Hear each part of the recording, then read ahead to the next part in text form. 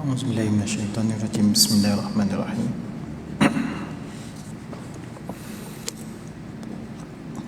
Assalamualaikum warahmatullahi ta'ala wabarakatuh. Alhamdulillahi rabbil alamin, wa bihi nasta'in, wa salatu wassalamu ala asyrafil anbiya'i wal mursalin sayyidina wa maulana wa ala alihi wa ashabi ajma'in. Subhanaka la ilma lana illa ma 'allamtana innaka antal alimul hakim. Wala haula wala quwwata illa billahil aliyil azim.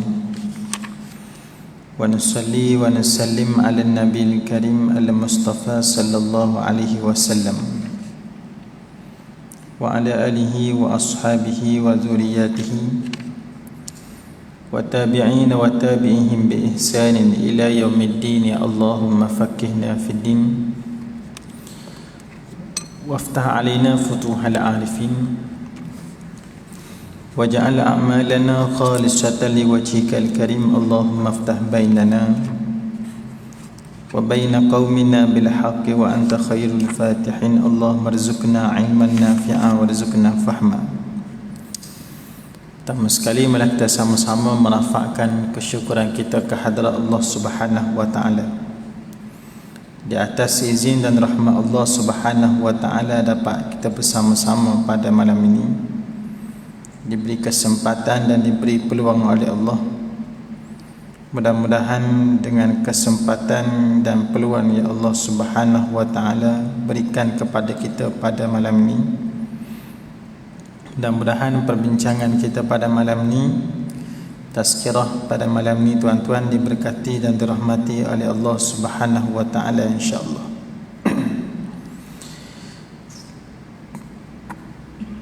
Firman Allah Subhanahu wa taala, a'udzubillahi minasyaitonir rajim.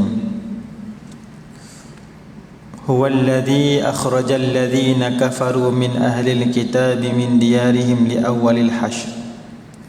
Ma dhanantum an yakhruju wa dhannu annahum mani'atuhum husunuhum min Allah fa atahumullahu min haitsu lam yahtasibu wa qadhafa fi qulubihim ru'b yukhribuna buyutahum bi aydihim wa aydil mu'minina fa'tabiru ya ulil absar walaula an kataballahu alaihimul jalaa la'adzabahum fid dunya walahum fil akhirati 'adzabun nar. Dzalika bi annahum syaqqullaha wa rasulahu wa man yushaqillaha fa innallaha syadidul iqab. Ma qata'tum min linatin aw taraktumuha qa'imatan 'ala usuliha fa bi idznillah wa liyukhziyal fasiqin. Maksudnya ialah dialah yang mengeluarkan orang yang kafir di antara ahli kitab daripada kampung halamannya pada saat pengursiran yang pertama. Kamu tidak menyangka bahawa mereka akan keluar, dan mereka pun yakin benteng-benteng mereka akan dapat mempertahankan mereka daripada siksaan Allah Subhanahu wa taala. Maka Allah Taala mendatangkan siksaan daripada arah yang tidak mereka sangka-sangka, dan Allah menanam rasa takut ke dalam hati mereka, sehinggalah mereka memusnahkan rumah-rumah mereka dengan tangan sendiri dan tangan orang mukmin. Maka ambillah kejadian itu sebagai pengajaran bagi orang-orang yang mempunyai pandangan, dan sekiranya tidak kerana Allah telah menetapkan pengusiran terhadap mereka, pasti Allah mengazabkan mereka di dunia dan di akhirat. Mereka akan mendapat azab neraka. Yang demikian itu kerana sesungguhnya mereka menentang Allah dan Rasul. Barang siapa yang menentang Allah, sesungguhnya Allah sangat berat hukumannya. Apa yang kamu tebang di antara pohon kurma milik orang kafir, yakni milik orang Yahudi, dan kamu membiarkan tumbuh-tumbuhan yang lain berdiri di atas pokoknya, maka itu adalah mendapat keizinan daripada Allah. dan kerana dia hendak memberikan kehinaan kepada orang-orang yang fasik. Ini tuan-tuan daripada surah Al-Hasyri. Surah Al-Hasyri, daripada ayat yang kedua sehinggalah pada ayat yang kelima. Surah ini kita pernah bincang berkenaan dengan kelebihan dan fadilat membaca surah ini.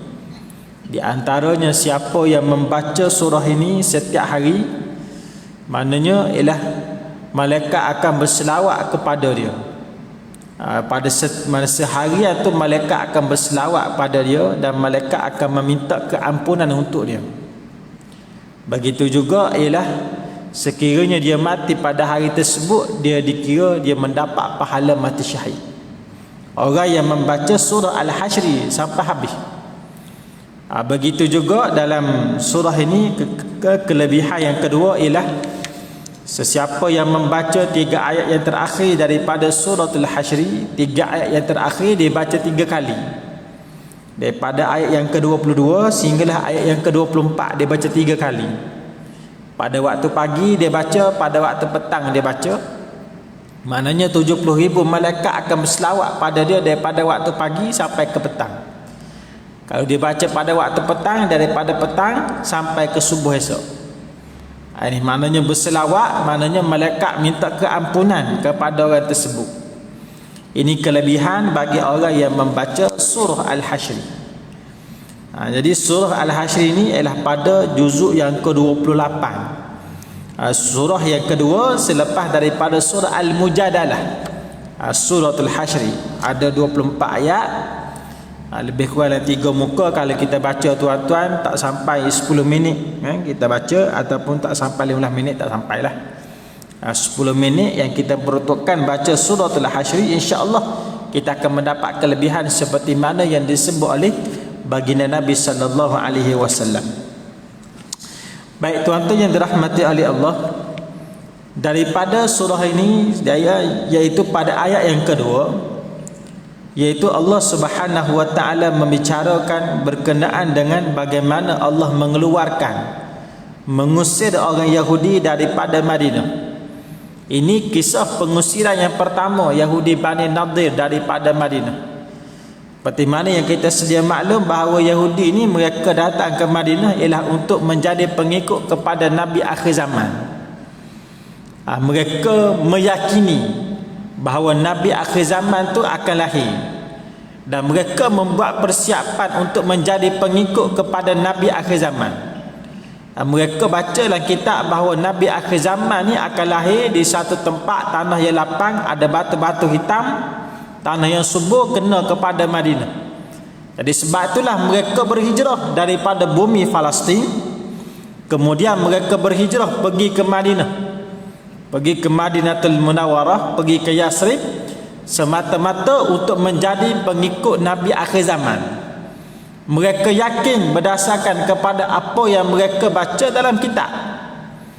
Sebab tu orang Yahudi ni, keyakinan mereka, walaupun agama mereka ni mitos tuan-tuan, agama mereka ni cacar merbah, mana ulama-ulama mereka telah menukarkan dia punya agama mereka daripada agama yang dibawa oleh Nabi Musa alaihi salam. Tetapi tahap keyakinan mereka walaupun sesak, tapi tahap keyakinan mereka memang kuat. Seperti mana apa yang mereka buat pada hari ini. Kalau kita lihat tuan-tuan, kenapa mereka nak sangat bumi Palestin? Bumi Palestin tak ada minyak tuan-tuan. Kalaulah di Iraq ada minyak, di Syria di antara negara Arab yang kaya, tetapi disebabkan peperangan, jadi kekayaan Syria tu tak dapat nak dibangunkan. Syam, sikit masa nanti Syam ni dia akan jadi ibu negara kepada pemerintahan Al-Imam Al-Mahdi. Walaupun kita tengok dia punya Syria sekarang teruk, daripada tak silap 13 negeri dia, hanya satu negeri sahaja yang baik. 13 lagi hancur lebur tuan-tuan. Itu Syria. Di antara negara yang paling kaya, antara negara-negara Arab, Syria yang paling kaya sekali. Dan kenapa mereka tak rebut Syria? Dan kenapa mereka tak rebut Iraq? kenapa mereka merebut bumi Palestin, Baitul Maqdis? Kerana mereka percaya bahawa Al-Masih, mana orang yang dinanti-nantikan, yang dijanji-janjikan akan memerintah, mengembalikan kerajaan Nabi Sulaiman yang akan memerintah di Palestin, di Baitul Maqdis. Sebab tu mereka berusaha, mereka baca berkenaan dengan hadis-hadis Nabi akhir zaman. Mana Dajjal ni akan keluar daripada bumi Asfahan. Mana Asfahan di mana? Iaitu Asfahan ni di kawasan Iran, tuan-tuan. Dia punya di kawasan Iran.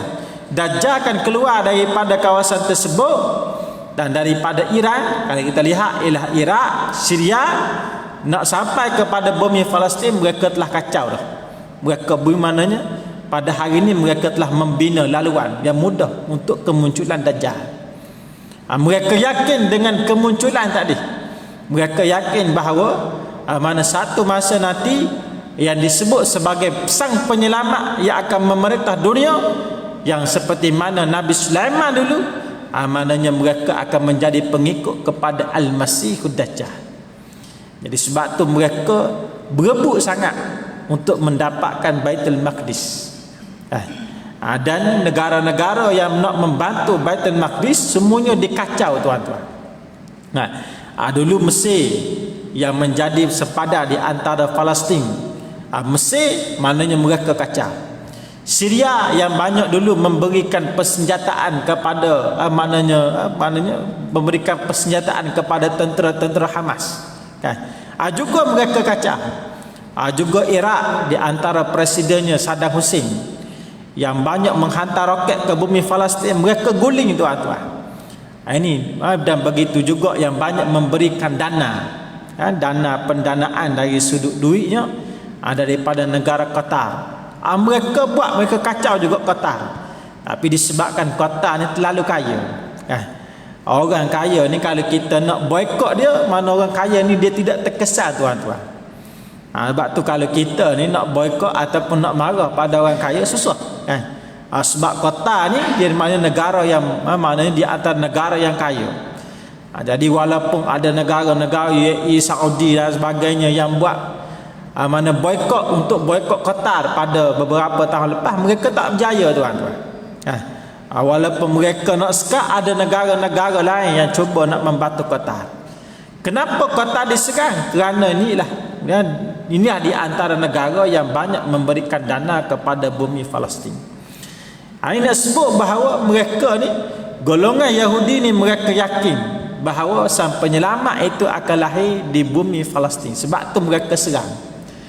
Jadi bila mereka serang, mereka nak menguasai keseluruhannya Baitul Maqdis.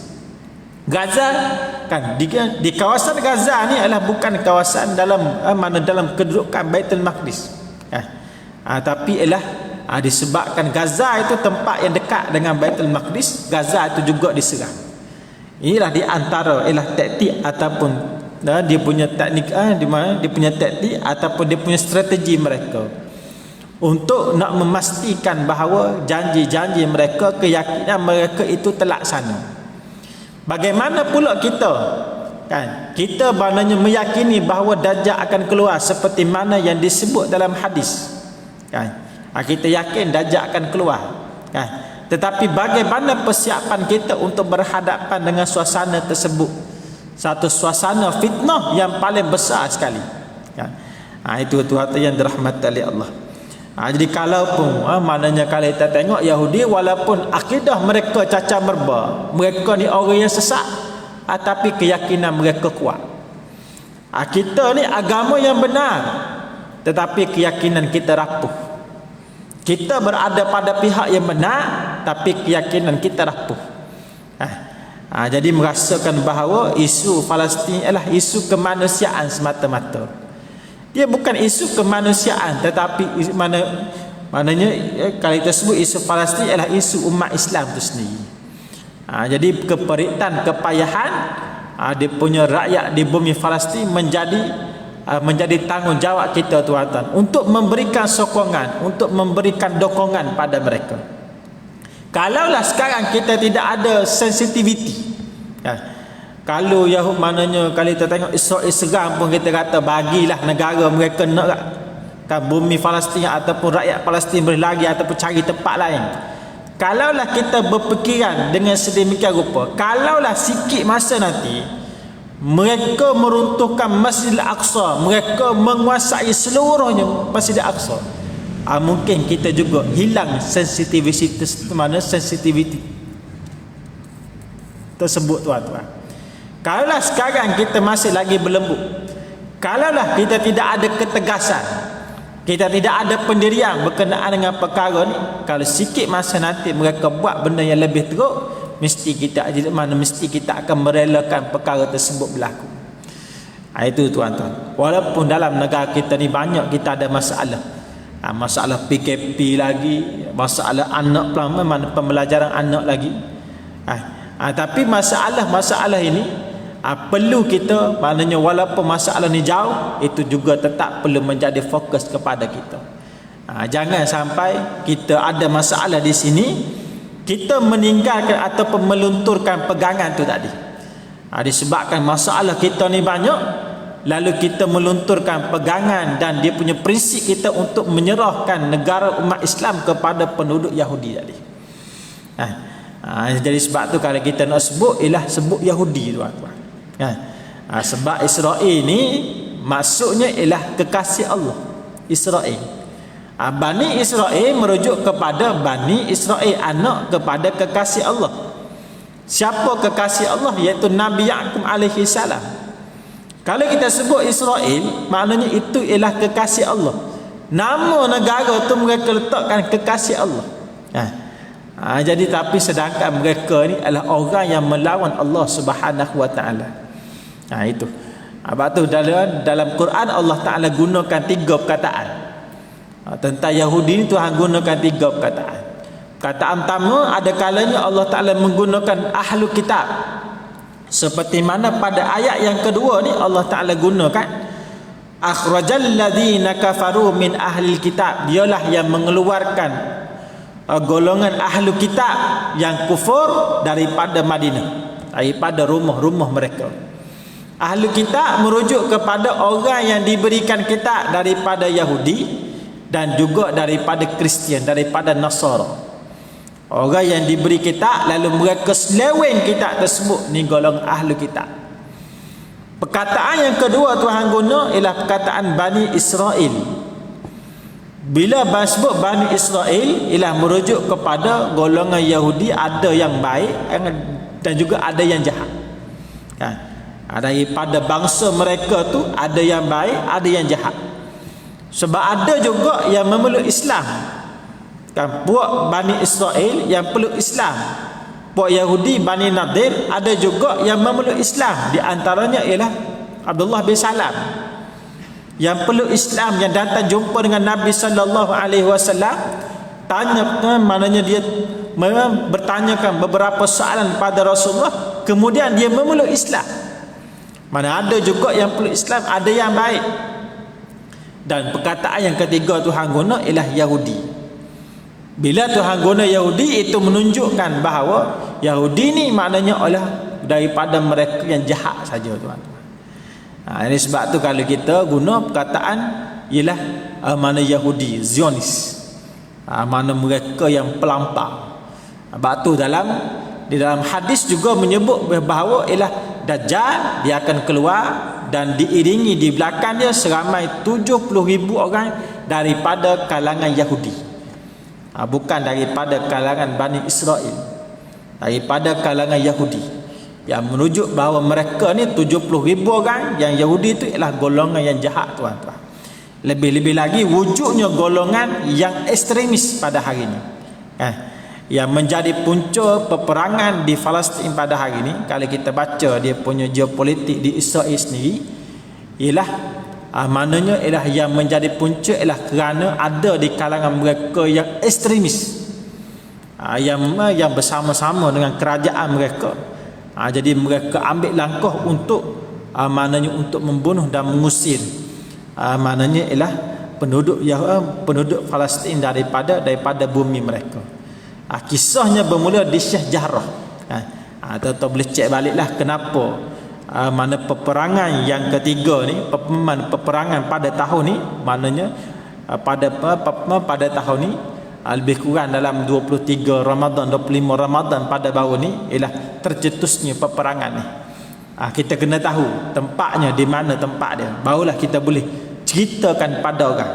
Sebab ada daripada kalangan masyarakat dunia pada hari ini yang menganggap bahawa tentera Hamas ialah golongan pengganas ataupun golongan pemberontak teroris. Sedangkan ialah mana penduduk Palestin nak mempertahankan tanah mereka sendiri. Bila nak mempertahankan tanah mereka sendiri, maknanya ialah mereka diusir daripada bumi Palestin tersebut.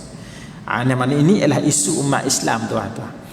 Jadi kita kena meletakkan ataupun kita kena sebut dia punya pendirian kita. Kenali musuh, maka kita tidak akan terpedaya dengan dia.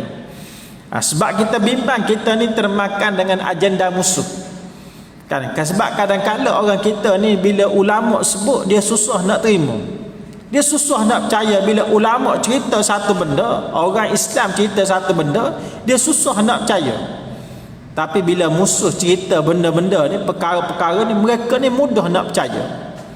Sebab mereka tidak mengenali siapakah musuh, siapakah musuh mereka yang sebenarnya. Kita kena kenal bahawa musuh kita adalah golongan Yahudi, golongan Nasara. Ini adalah golongan musuh, golongan yang fasik, dan mereka maknanya yang bersama dengan Islam ni, kita perlu menerima dia punya maklumat daripada mereka, tuan-tuan. Sebab kita bimbang anak-anak muda kita pada hari ini tak kenal siapa musuh, siapa sahabat. Sebab media dia boleh memanipulasikan tajuk berita tersebut. Kita dah jadi marah dah, kan. Kadang-kadang kita baca tajuk berita kita dah marah dah, kan. Tak baca dia punya isi lagi. Mana kita hanya membaca tajuk berita, dia punya gambar-gambar dia semua maknanya berada di media sosial, semua boleh buat, tuan-tuan. Jadi sebab tu kita kena ajar pada anak-anak kita, kenalilah musuh kita yang sebenarnya, kan. Sebabnya ialah musuh-musuh ini jangan nampak jauh di bumi Palestin. Dia punya dakwah mereka, dia punya perancangan mereka, dia punya strategi mereka, dia boleh bawa ke dalam negara kita.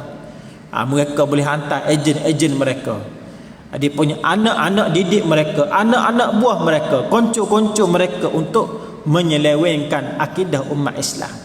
Kita perlu ingat bahawa Malaysia ni, tanah Melayu ni, di antara tempat target, tuan-tuan, daripada dulu sampai sekarang. Sebab tu kalau tuan-tuan lihat ialah kenapa di bumi Malaysia ni sejarah Kesultanan Melayu Melaka hilang jejak, tuan-tuan. Tuan-tuan pergilah mana sejarah dunia luar, kalau kita cek kita akan dapat jumpa. Tuan-tuan pergi ke Mesir, kita akan dapat jumpa piramid. Kita pergi ke Spanyol, di Spanyol, dan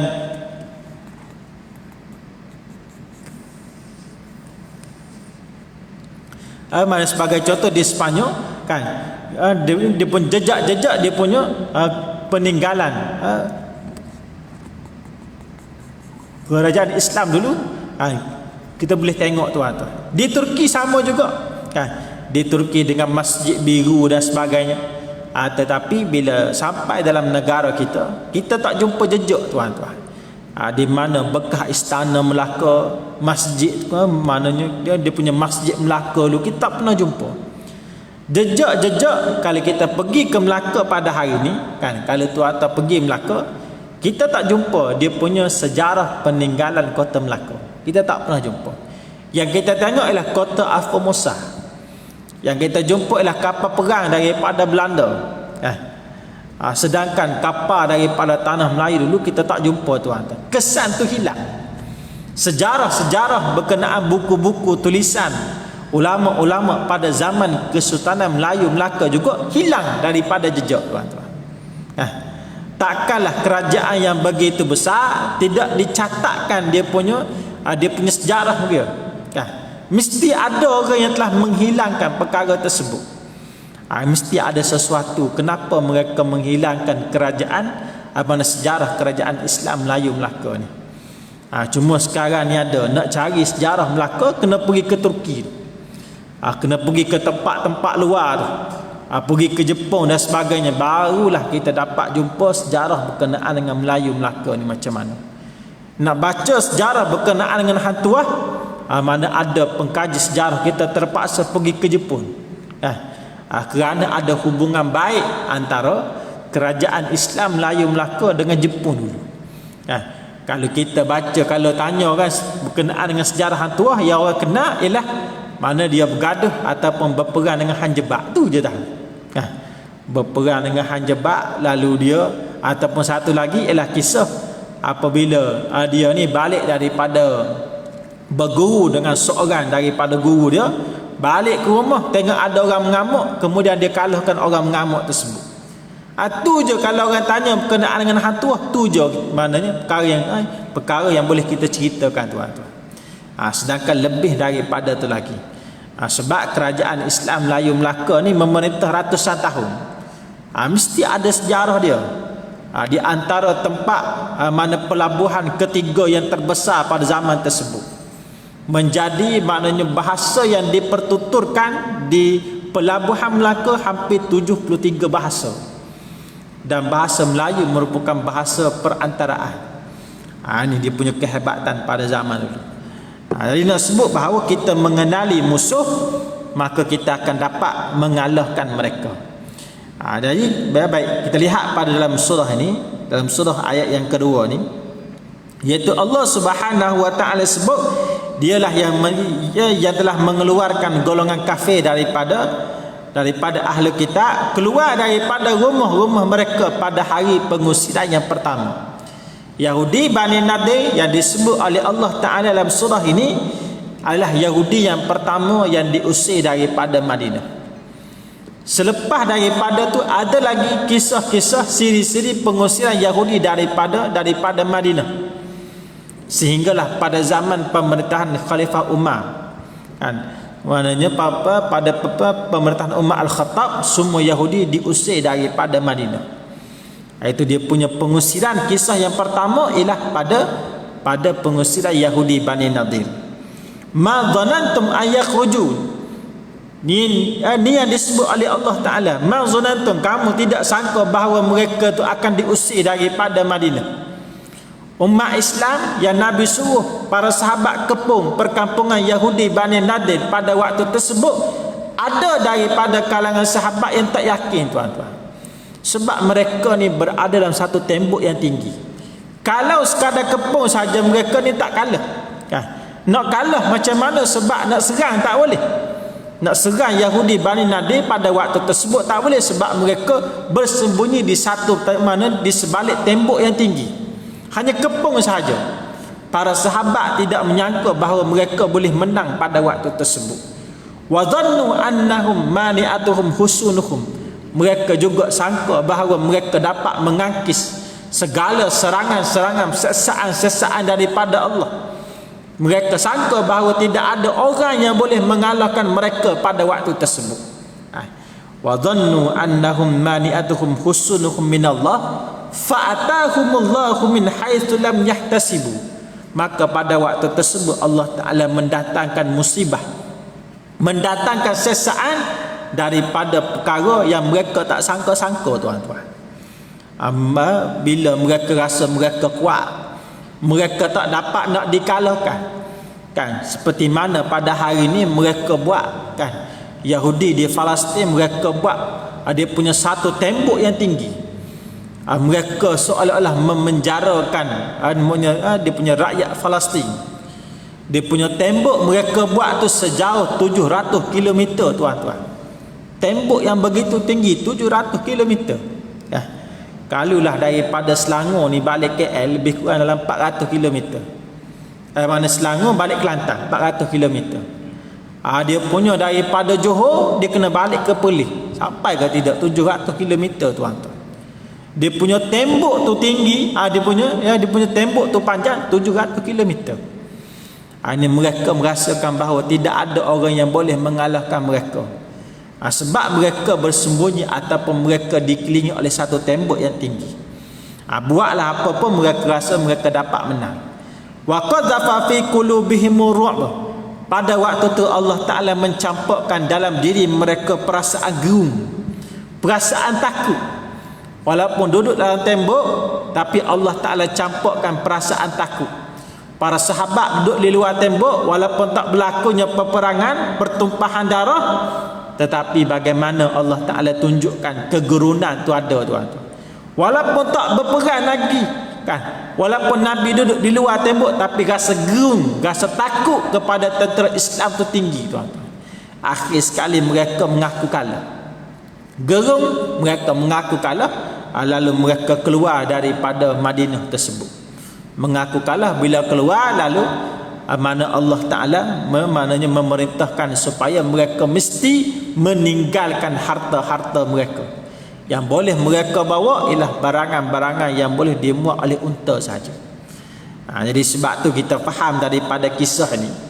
Dan daripada kisah ni kalau kita lihat ialah harta yang Nabi bawa balik daripada harta rampasan perang, dia tak panggil sebagai ghanimah. Sebab dia tak berlaku peperangan. Tapi dipanggil sebagai fi'u. Harta yang dirampas bukan daripada peperangan, tetapi ialah melalui mana pengepungan saja. Nabi kepung, lalu mereka mengaku kalah, lalu mereka keluar daripada Madinah. Jadi pembahagian harta rampasan perang tu tidak sama seperti mana harta ghanimah. Kalau harta ghanimah, sahabat yang ikut berperang akan dapat sikit-sikit seorang.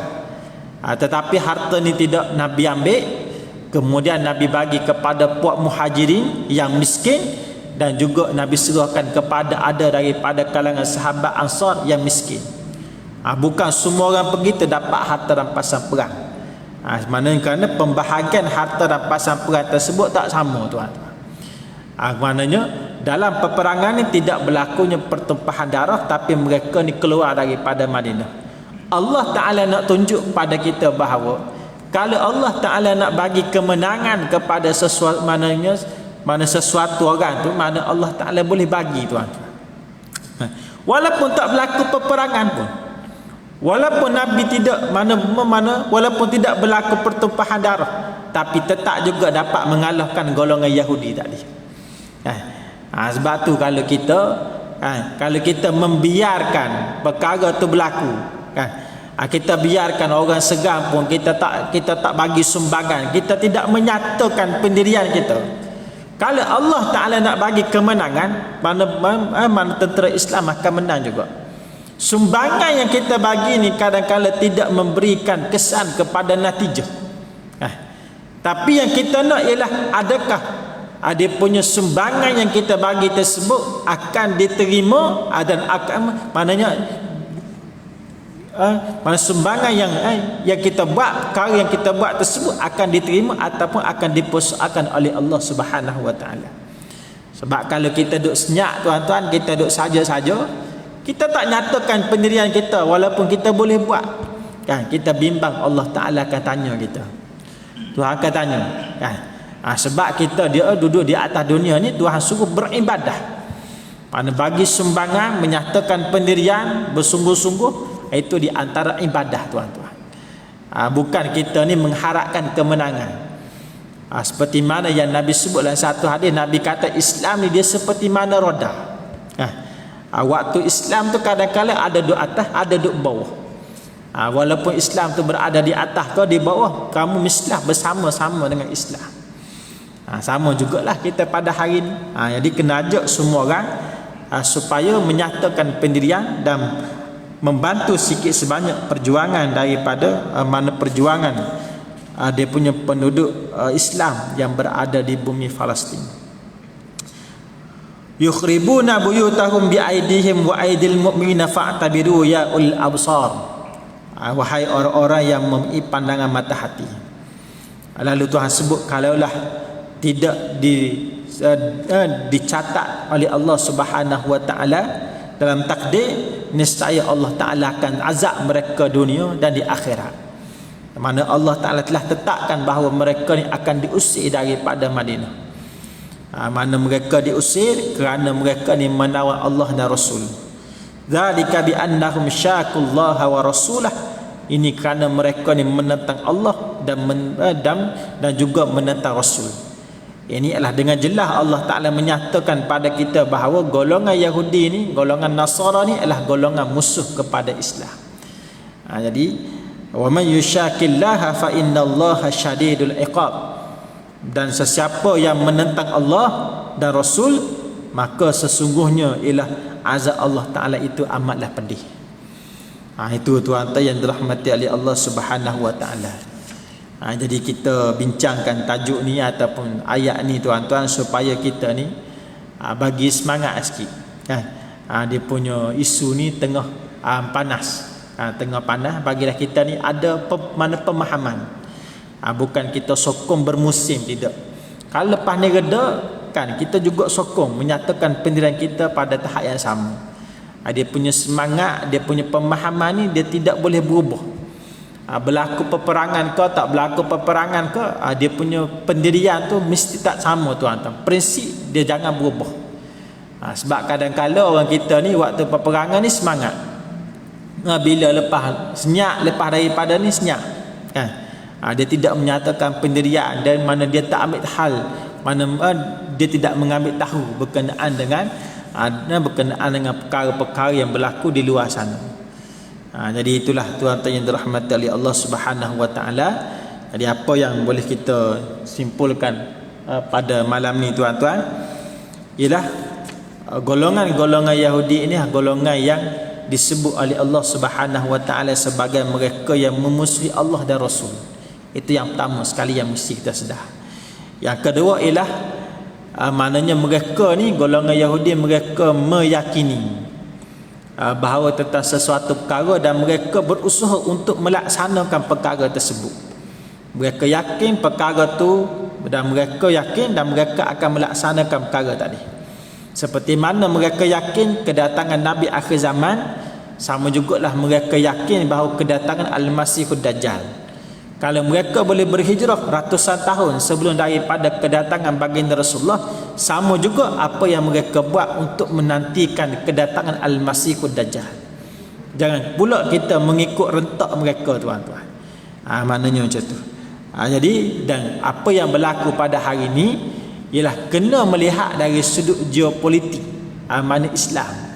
Bagaimana kenapa perkara ni berlaku kan, mana kenapa mereka menyerang Syria, kenapa mereka menyerang Iraq, dan juga kenapa mereka mengkucak-kacirkan, menukarkan dia punya posisi-posisi kepimpinan yang besar dalam negara-negara Islam. Kita tidak memusuhi saudara kita tuan-tuan, tapi kita memusuhi kepada orang-orang yang memecah belahkan umat Islam itu sendiri. Jadi kita ni banyaklah masalah-masalah umat Islam ni banyak pada hari ini. Jadi dia punya bila kita faham, maka kita tidak boleh tenggelam dengan mereka ni. Jadi itulah yang boleh kita dapat simpulkan. Mudah-mudahan apa yang kita bincangkan tuan-tuan dapat memberikan manfaat kepada kita, dan kita mengharapkan juga agar Allah Subhanahu wa Ta'ala mengangkat wabak dalam negara kita, dan jagalah SOP, jagalah dia punya SOP yang telah ditetapkan, kerana dah mula dah di masjid-masjid ada yang ditutup kerana Covid tuan-tuan. Bukan berlaku penularan di masjid, tetapi kerana seorang berlaku kan, seorang berlaku ditutup 3 hari kan. Ada masjid 18, 19, 20, 21 barulah tutup, barulah buka balik. Ni beberapa hari tutup. Jadi kalaulah kita kontak rapat, kita ada gejala, kita rasa tak sihat, jangan cepat-cepat datang masjid. Ada juga orang yang bila tutup di masjid ni, dia ada gejala, dia pergi masjid lain kan.